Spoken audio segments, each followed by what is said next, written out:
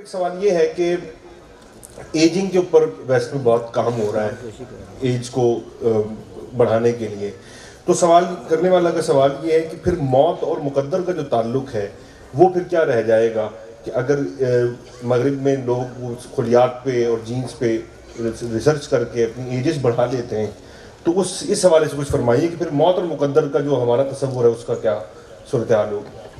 خداوند کریم کے بزرگ و برتر پیغمبر نے بڑی وضاحت سے بتایا ہے کہ عمر میں اضافہ ہو سکتا ہے، اور حضور نے فرمایا کہ جس پر شخص کی اچھائیوں کی وجہ سے، اس کے بہتر اعمال کی وجہ سے، اس کے خلق میں اس کے حسن خلق کی وجہ سے لوگ جس کی تعریف کریں تو اس کے لیے خدا سے اس کی درازی عمر کی دعا کریں تو اللہ تعالیٰ اس کی عمر بڑھا دیتا ہے۔ خادم حضرات، اب میں بات کرنے لگا ہوں، اس کی ذمہ داری آپ پہ ہے۔ فرمایا کہ جلدی رزق کمانے کی کوشش نہ کرو، تمہاری عمر گھٹ جائے گی۔ اس میں دو چیزیں، نمبر 1 کہ زندگی سالوں سے، عمر سالوں سے نہیں ہے، مہینوں سے نہیں ہے، عمر رزق سے۔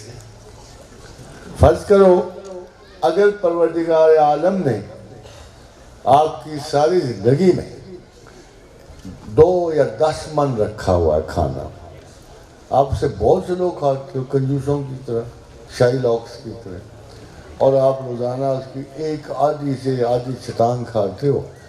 اب رزق لکھا ہوا، عمر نہیں لکھی ہوئی، اب وہ 10 من ختم ہوگا تو موت آئے گی نا۔ تو سوچو آپ اس بات۔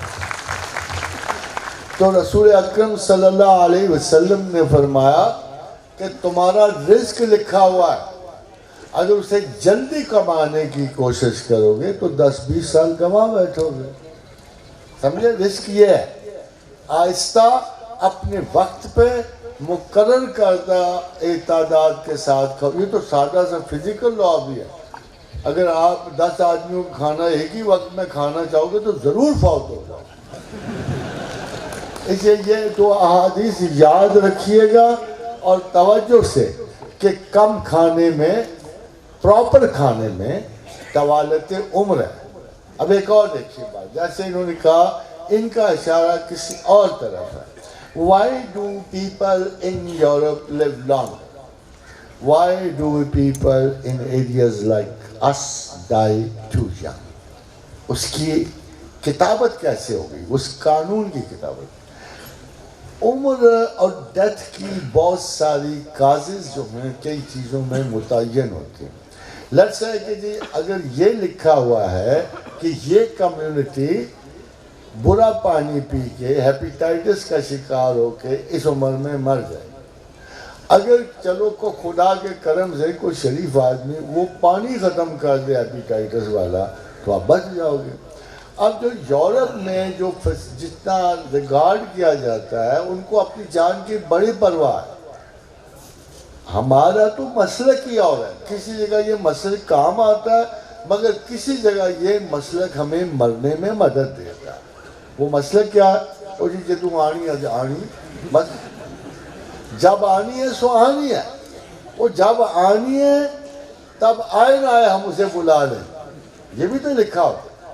حضرت سیدنا شیخ امام جعفر صادق سے کسی نے پوچھا کہ جب لکھا ہوا ہے تو پھر ہو کے رہے گا، نہیں لکھا تو پھر کچھ بھی نہیں ہوگا، تو امام پھر مقدر کو کیا کریں، پھر ہم کیا کریں؟ فرمایا کسی جگہ یہ لکھا ہوگا کہ کوشش کرے گا تو ملے گا، نہیں کرے گا تو نہیں ملے گا۔ تو یہ جو آپ مقدر کو فکس کر لیتے ہیں بذات خود یہ ایک ذہنی مغالطہ ہے۔ مقدر فکسٹی نہیں ہے، ایک ایسا اندازہ ہے جس کی شاخیں بہت پھیلی ہوئی ہوتی ہیں، ایک جملے کے اندر 1000 امکان چھپے ہوتے ہیں۔ مقدر یہ ہے کہ لاہور چلا جائے تو رزق کمال ہے، پنڈی رہ جائے گا تو نہیں ملے گا، پھر آپ کیا کرو گے؟ اگر 10 سال بعد آپ لاہور پہنچتے ہو رزق کماتے ہو تو آپ کہتے ہو کاش کہ میں 10 سال پہلے لاہور آ جاتا۔ تو ہمارے تعصفات یہ مگر ایک بات جو موسٹ کنفرم بات ہے، ابھی میں آپ کو امام زین العابدین کا ایک قول سنا، حکمت کچھ لوگوں پہ نثار ہوتی ہے، ان میں امام زین العابدین بھی تھے۔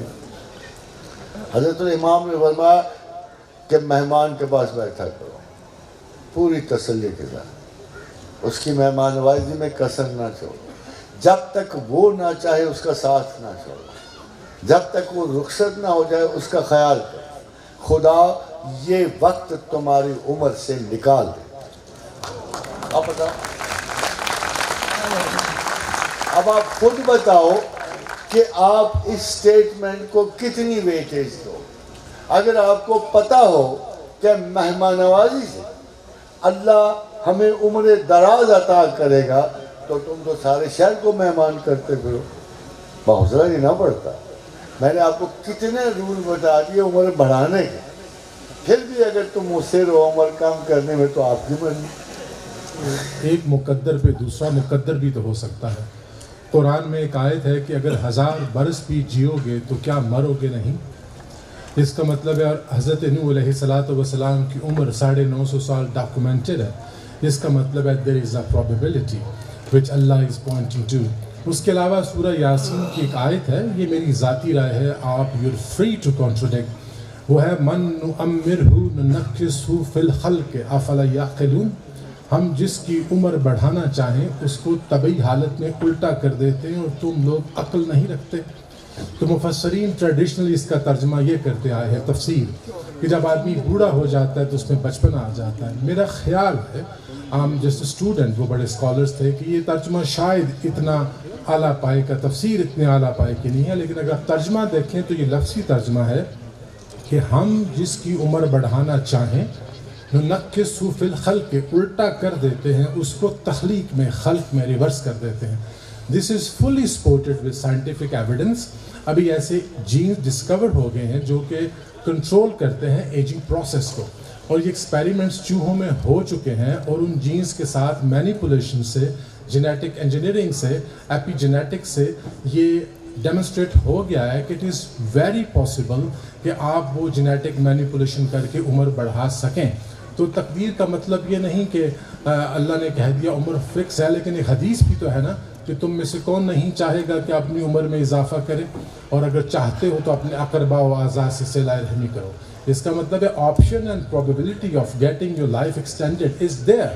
It depends who is able to do that.